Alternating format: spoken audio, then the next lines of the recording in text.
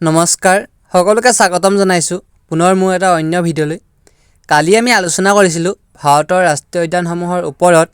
আৰু হেতু আছিল পাৰ্ট 1 আৰু তাত আমি আলোচনা কৰিছিলো উত্তৰাখণ্ড মধ্যপ্ৰদেশ আৰু তেলেংগানা আৰু লগতে আমাৰ অসমৰ মানসৰ বিষয়ে আমি আলোচনা কৰিলো আৰু আমি কালি থাকি যোৱা যিখিনি আছিল আজি আমি আলোচনা কৰিম আৰু প্ৰথম প্ৰশ্নটো আছে ভাৰতৰ মুঠ কিমানখন বাঘ্য সংৰক্ষিত বনাঞ্চল আছে অপশন ডি 54 ইয়াৰ শুদ্ধ উত্তৰ হ'ব আৰু আগতে 53 খন আছিল এতিয়া নতুনকৈ এখন বহাই দিয়া হ'ল 54 আৰু তোমালোকক যদি সোধে 53 নম্বৰ টাইগাৰ ৰিজাৰ্ভখনৰ নাম কি তেতিয়ালে গুৰু ঘাসিদাস নেশ্যনেল পাৰ্ক আৰু এখন আছে আমাৰ ছত্তীশগড়ত আৰু এতিয়া 54 নম্বৰ টাইগাৰ ৰিজাৰ্ভখন হ'ল বিৰাংগানা দুৰ্গাৱতী টাইগাৰ ৰিজাৰ্ভ আৰু এখন আছে মধ্যপ্ৰদেশত আৰু এটা কথা মনত ৰাখিবা তোমালোকক সুধিব পাৰে ভাৰতৰ আটাইতকৈ ডাঙৰ টাইগাৰ ৰিজাৰ্ভখনৰ নাম কি তেতিয়ালে নাগাৰ্জুন সাগৰ শ্ৰীশৈলম টাইগাৰ ৰিজাৰ্ভ আৰু এখন টাইগাৰ ৰিজাৰ্ভে ঘোষণা কৰা হৈছিল 1983 চনত আৰু এটা কথা মনত ৰাখিবা তোমালোকক কেতিয়াবা সুধিব পাৰে যে কোনখন টাইগাৰ ৰিজাৰ্ভ 5খন ডিস্ট্ৰিক্টত আছে তেতিয়ালে নাগাৰ্জুন সাগৰ শ্ৰীশৈলম টাইগাৰ ৰিজাৰ্ভ এইখনে 5খন ডিস্ট্ৰিক্ট আৱৰি আছে আৰু যদি তোমালোকক ষ্টেটৰ নাম সোধে তেতিয়ালে অন্ধ্ৰপ্ৰদেশ আৰু তেলেংগানাত আছে আৰু ডিস্ট্ৰিক্ট কিখন নাম হ'ল কুৰ্নুল ডিস্ট্ৰিক্ট আৰু প্ৰকাশম গুন্টুৰ নালগোণ্ডা আৰু মেহবুব নগৰ এই 5খন ডিস্ট্ৰিক্টত এই শ্ৰীশৈলম টাইগাৰ ৰিজাৰ্ভখন অৱস্থিত আমি 2 নম্বৰতে আলোচনা কৰিম অন্ধ্ৰপ্ৰদেশৰ ওপৰত আৰু তোমালোকক কেতিয়াবা সুধিব পাৰে যে পাপিকোণ্ডা নেশ্যনেল পাৰ্কখন ক'ত আছে তেতিয়াহ'লে অন্ধ্ৰপ্ৰদেশত আৰু অন্ধ্ৰপ্ৰদেশৰ ইলুৰু ডিস্ট্ৰিক্টত এই পাপিকোণ্ডা নেশ্যনেল পাৰ্কখন আছে আৰু পাপি হিলছত আছে আৰু ইয়াক ৱাইল্ড লাইফ চেঞ্চুৰী হিচাপে 1978 চনত ডিক্লেয়াৰ কৰা হৈছিল আৰু 2008 চনত নেশ্যনেল পাৰ্ক হিচাপে ডিক্লেয়াৰ কৰা হৈছিল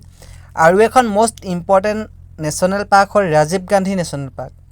আৰু এখন ক'ত আছে বুলি ক'লে আমাৰ অন্ধ্ৰপ্ৰদেশৰ ৰামেশ্বৰম ডিস্ট্ৰিক্ট আৰু কাডাপা ডিস্ট্ৰিক্টত আছে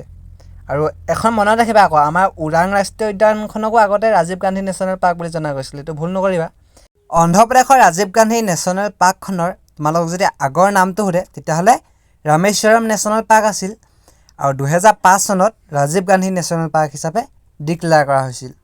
অন্ধ্ৰপ্ৰদেশৰ আৰু এখন গুৰুত্বপূৰ্ণ ৰাষ্ট্ৰীয় উদ্যানৰ নাম হ'ল শ্ৰী ভেংকটেশ্বৰ নেশ্যনেল পাৰ্ক আৰু তোমালোকক যদি সোধে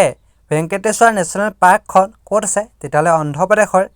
তিৰুপতি ডিস্ট্ৰিক্টত আৰু 2010 চনত এখন বায়'স্ফিয়াৰ ৰিজাৰ্ভ হিচাপে ঘোষণা কৰা হয় আৰু এইটো মনত থবা কেতিয়াবা সুধিব পাৰে যে ভেংকটেশ্বৰ নেশ্যনেল পাৰ্কখন কেতিয়া বায়'স্ফিয়াৰ ৰিজাৰ্ভ হিচাপে ঘোষণা কৰা হয় তেতিয়াহ'লে 2010 চনত আৰু 1989 চনত ইয়াক নেশ্যনেল পাৰ্ক হিচাপে ঘোষণা কৰা হৈছিল আমি 3 নম্বৰতে আলোচনা কৰিম গুজৰাটৰ ওপৰত আৰু গুজৰাটত যদি তোমালোকক সুধিব পাৰে যে গুজৰাটত মুঠ কিমানখন ৰাষ্ট্ৰীয় উদ্যান আছে তেতিয়াহ'লে 4খন আৰু গুজৰাটৰ আটাইতকৈ ডাঙৰ ৰাষ্ট্ৰীয় উদ্যানখনৰ নাম হ'ল গিৰ নেশ্যনেল পাৰ্ক আৰু তোমালোকক সুধিব পাৰে যে গিৰ নেশ্যনেল পাৰ্কখনক আগৰ কি নামেৰে জনা গৈছিল বা অন্য কি নামেৰে জনা যায় তেতিয়াহ'লে চানচান গিৰ আৰু এখন ইষ্টাব্লিছ হৈছিল 1965 চনত আৰু এখনক নেশ্যনেল পাৰ্ক হিচাপে ডিক্লেয়াৰ কৰিছিল 1975 চনত আৰু এখন কোনখন ডিস্ট্ৰিক্টত আছে বুলি সুধিলে গিৰ সামনাথ ডিস্ট্ৰিক্টত আৰু এটা কথা মনত ৰাখিবা তোমালোকক কেতিয়াবা সুধিব পাৰে যে গিৰ নেশ্যনেল পাৰ্কখন কিহৰ বাবে বিখ্যাত তেতিয়াহ'লে এছিয়াটিক লায়ন গুজৰাটত অৱস্থিত আৰু এখন গুৰুত্বপূৰ্ণ ৰাষ্ট্ৰীয় উদ্যানৰ নাম বহুতবাৰ সুধিছে মাৰিন নেশ্যনেল পাৰ্ক তোমালোকক কেতিয়াবা সুধিব পাৰে যে মাৰিন নেশ্যনেল পাৰ্কখন ক'ত আছে তেতিয়াহ'লে গুজৰাটৰ দেৱভূমি আৰু দ্বাৰকা ডিস্ট্ৰিক্টত আছে আৰু এখন ইষ্টাব্লিছ হৈছিল 1982 চনত গুজৰাটৰ আৰু এখন গুৰুত্বপূৰ্ণ ৰাষ্ট্ৰীয় উদ্যানৰ নাম হ'ল ব্লেক বাক আৰু তোমালোকে এখন লিখি থোৱা কেতিয়াবা সুধিব পাৰে যে ব্লেক বাক নেশ্যনেল পাৰ্কখন ক'ত আছে তেতিয়াহ'লে গুজৰাটৰ ভাৰভাৱনগৰ ডিস্ট্ৰিক্টখনত আছে আৰু এখন ইষ্টাব্লিছ হৈছিল 1976 চনৰ জুলাই মাহত আৰু এইকেইটা লিখি যাবা দে ইম্পৰ্টেণ্ট হয় গোটেইগাল 4 নম্বৰ প্ৰশ্নৰো আছে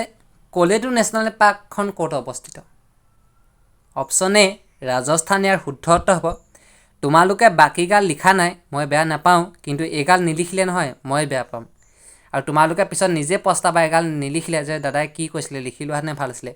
ইয়াৰ পৰা ইমানেই ইম্পৰ্টেণ্ট কুৱেশ্যন আছে নহয় ৰাজস্থানত কিমান যে সুধিছে আৰু মই কৈ যাম তোমালোকে লিখি যাবা প্ৰথমে আমি আলোচনা কৰোঁ কোলেটো নেশ্যনেল পাৰ্কখনৰ ওপৰত কোলেটো নেশ্যনেল পাৰ্কখন ইষ্টাব্লিছ হৈছিল 1982 চনৰ 10 মাৰ্চ তাৰিখে আৰু এইখন ইউনেস্কো ৱৰ্ল্ড হেৰিটেজ সাইট হয় মই সেইকাৰণে কৈছোঁ কি লিখি যাবা 1985 চনত কলেডো নেশ্যনেল পাৰ্কখনক ৱৰ্ল্ড হেৰিটেজ সাইট হিচাপে ঘোষণা কৰা হয় আৰু এখন ৰামসাৰ সাইটো হয় 1981 চনত কলেডো নেশ্যনেল পাৰ্কখনক ৰামসাৰ সাইট হিচাপে ঘোষণা কৰা হয় আৰু এটা কথা মনত ৰাখিবা তোমালোকক কেতিয়াবা সুধিব পাৰে যে ৰাজস্থানত কেইটা ৰামসাৰ সাইট আছে তেতিয়াহ'লে দুটা আছে এটা হ'ল কলেডো নেশ্যনেল পাৰ্ক যোনখনক 1981 চনত ঘোষণা কৰা হয় আৰু দ্বিতীয়টো হ'ল চাম্বাৰ লেক যোনখনক 1990 চনত ঘোষণা কৰা হৈছিল আৰু যোনখন কলেডো নেশ্যনেল পাৰ্ক এইখনক 1956 চনত বাৰ্ড চেঞ্চুৰী হিচাপে ঘোষণা কৰা হয় আৰু তোমালোকে কেতিয়াবা পাইছা যে ভৰতপুৰ বাৰ্ড চেঞ্চুৰীখন ক'ত আছে তেতিয়াহ'লে ৰাজস্থানত আৰু এটা কথা মনত ৰাখিবা যোনখন ভৰতপুৰ বাৰ্ড চেঞ্চুৰী সেই ভৰতপুৰ বাৰ্ড চেঞ্চুৰীখনকে কোৱা হয় কলেডো ঘানা নেশ্যনেল পাৰ্ক বুলি এই যোনখন কলেডো নেশ্যনেল পাৰ্ক এইখনকে ভৰতপুৰ বাৰ্ড চেঞ্চুৰী বুলিও কোৱা হয় এইটো মনত ৰাখিবা ইম্পৰ্টেণ্ট হয় সুধিছে 5 নম্বৰতে আমি আলোচনা কৰিম ৰাণথাম্বুৰ নেশ্যনেল পাৰ্ক আৰু এইখনৰ কথা বহুতবাৰ সুধিছে যে ৰাণথাম্বুৰ নেশ্যনেল পাৰ্কখন ক'ত আছে তেতিয়াহ'লে ৰাজস্থানত আৰু এখন ইষ্টাব্লিছ হৈছিল 1980 চনৰ 1 নৱেম্বৰত আৰু এইখনক গেম চেঞ্চুৰী হিচাপে ঘোষণা কৰা হৈছিল 1955 চনত